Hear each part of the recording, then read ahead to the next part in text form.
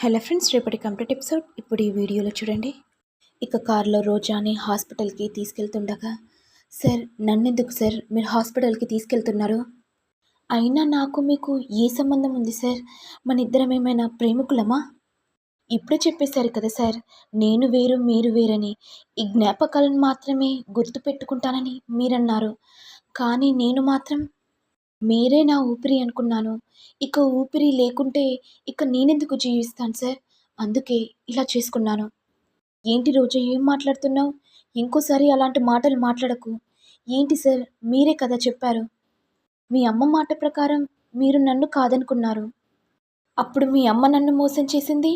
ఇప్పుడు నువ్వు నన్ను మోసం చేస్తున్నావు. ఇక నేను ఎందుకు బ్రతకాలి సార్? అని అంటుంటే అరుణ్ చాలా బాధపడిపోతాడు.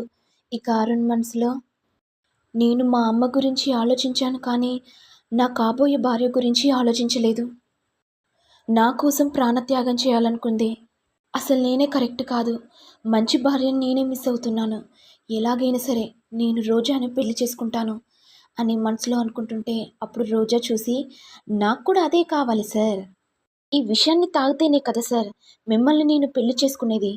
ఎందుకంటే నా ప్రాణాన్నే పణంగా పెట్టాను ఈ ఆస్తిని అనుభవించడానికి. ఇప్పుడు మీరు నా వలలో పడిపోయారు. ఇక చిక్కుకున్నారు. చిక్కు నుంచి బయటికి రావాలంటే మీకు కష్టమవుతుంది. ఇక రమాదేవి నుంచి నా గ్రిప్పులోకి పడిపోయాడు అని అనుకుంటూ ఉంటుంది. ఇంతలో హాస్పిటల్కి రాగానే అడ్మిట్ చేయడంతో అరుణ్ బాగా కుమిలిపోతాడు. నా వల్లే కదా రోజాకి ఇలాంటి అపాయం వచ్చింది. నాదే బుద్ధి గట్టి తిని ఇలా మాట్లాడాను. రోజాను పెళ్లి చేసుకోనని చెప్పాను. నా వల్లే రోజా ఇంటికొచ్చింది. మళ్ళీ నేను మా అమ్మ మాట ప్రకారం ఇంటి నుంచి బయటికి వెళ్ళిపో అని చెప్పాను అని అంటుంటే ఇదంతా చామంతి విని, ఏంటి బాబు గారు ఏం మాట్లాడుతున్నారు? అవును చామంతి, మా అమ్మ మాట ప్రకారం నేను ఆ దీప్తిని పెళ్లి చేసుకోవాలనుకున్నాను. కానీ రోజా ఇలా చేస్తుందని అనుకోలేదు. అప్పుడు చామంతి మనసులో, అంటే మా అక్క ఇంకో స్కెచ్ చేసిందన్నమాట. ఒకవేళ మా అక్క బయటికి పోతే ఇంకా ఏముండదని ఈ విషయాన్ని తాగైనా సరే అరుణ్ బాబుని సొంతం చేసుకోవాలనుకుంది. ఎంత పని చేసావక్క? ఈ ఆస్తి కోసం నువ్వు నీ ప్రాణాలని త్యాగం చేయాలనుకున్నావా? ఇలా అనుకుంటూ ఉండగా ఇంతలో ప్రేమ్ వచ్చి, అన్నయ్య నీ గురించి రోజు ఎంత ప్రాణత్యాగం చేసిందో ఒకసారైనా ఆలోచించాలి కదా. అసలు నువ్వు ఇంట్లో నుంచి వెళ్ళిపో అని ఎందుకన్నావన్నయ్య? అలా అనేసరికి అరుణ్ చాలా బాధపడిపోతాడు. ఇక హాస్పిటల్లో ఉన్న డాక్టర్స్ రోజా తాగిన విషాన్ని బయటికి కక్కిస్తుండగా ఇటు జగదీష్ ఏమో సంతోషపడుతూ ప్రేమ్ రూమ్లోకి వెళ్ళగానే రోజా కనబడకపోవడంతో జగదీష్ గట్టిగా నవ్వుతూ ఉంటాడు. ఏమైంది డాడీ, ఎందుకు నవ్వుతున్నావు? నా గ్రిస్ ప్రకారం వీళ్ళు హాస్పిటల్కి వెళ్ళారు. ఎందుకంటే నేను లడ్డూలో విషం కలిపాను కదా. పాపం రోజాకి ఏమైందో అనుకొని హాస్పిటల్కి తీసుకెళ్తారు. ఆ లడ్డూలో విషం ఇచ్చాక అది తిన్నాక అసలు బ్రతకనే బ్రతకరు, తప్పకుండా చనిపోతారు. అప్పుడు డాడీ ఒకవేళ బ్రతికితే ఒకసారి చావు పరిచయం అయ్యాక ధైర్యం అనేది చచ్చిపోతుంది. బ్రతకాలన్న ఆశ పెరిగిపోతుంది. పాపం మరి రోజా పరిస్థితి ఎలా ఉందో ఏమో. ఈ ఇంట్లో ఉండగానే ఎలా చంపేయాలని నేను కూడా ఆలోచించానమ్మా. చెప్పాను కదా, అల్లుడు నిన్ను తప్పకుండా పెళ్లి చేసుకుంటాడని. డాడీ నా కోసం చాలా కష్టపడుతున్నావు. Thank you daddy. మరి నీ గురించే కదమ్మా కష్టపడేది. ఆ రోజా లేకపోతే ఈ ఆస్తిని నువ్వే అనుభవించొచ్చు. డాడీ మరి రోజా పరిస్థితి ఎలా ఉందో ఏమో. పాపం కదా డాడీ. అవును దీప్తి, పాపం ఎలా ఉందో ఏమో. కర్ర చావకుండా పాము విరగాలంటే ఇలానే చేయాలి. మాకే తెలియకుండా మా ఇంట్లోకి వస్తావా? ఇప్పుడు నీకు తెలియకుండా నీకే విషయం ఇచ్చాను, నువ్వు తాగేశావు.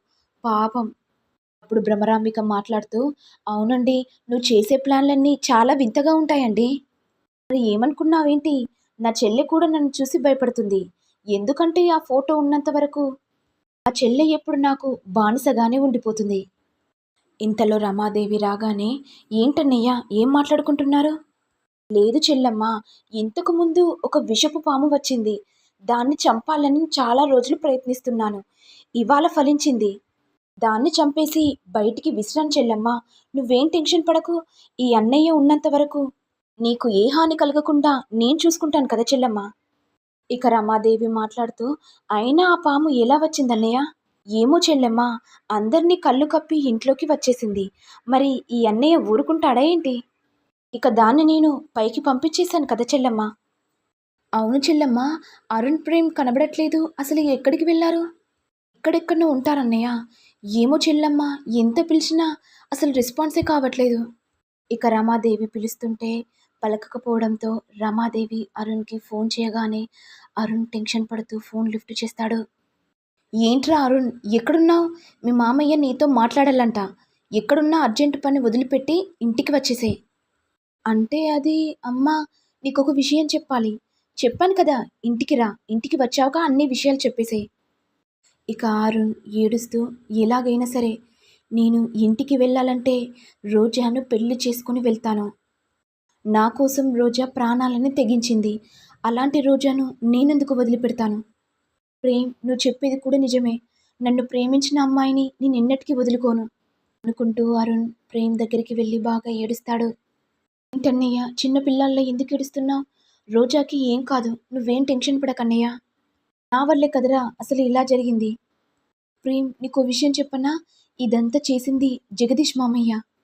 రోజా ఇంట్లో ఉందని తెలిసి ఎలాగైనా సరే చంపాలని ఇలా ప్లాన్ చేశారు తమ్ముడు. అయినా అన్నయ్య, మామయ్య ఇలా చేస్తాడని అసలు నేను కల్లో కూడా ఊహించలేదు. ఇప్పుడు తెలిసిందన్నయ్య మామయ్య ఎంత మోసవాడో అని. మరి నెక్స్ట్ ఎపిసోడ్లో ఏం జరుగుతుంది? అరుణ్ తన అమ్మ మాట ప్రకారం దీప్తిని పెళ్లి చేసుకుంటాడా?